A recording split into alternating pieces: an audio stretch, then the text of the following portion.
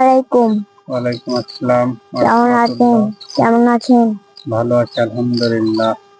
তুমি কেমন আছো? আলহামদুলিল্লাহ ভালো আছি। তোমার জন্য আজকে 3টি প্রশ্ন আছে।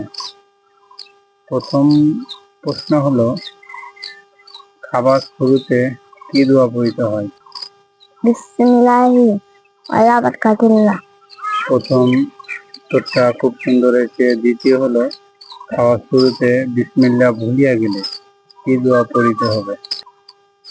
বিসমিল্লাহি আওয়ালাহু আখিরাহু। খুব সুন্দর হয়েছে 2 নম্বর প্রশ্ন উত্তরটা।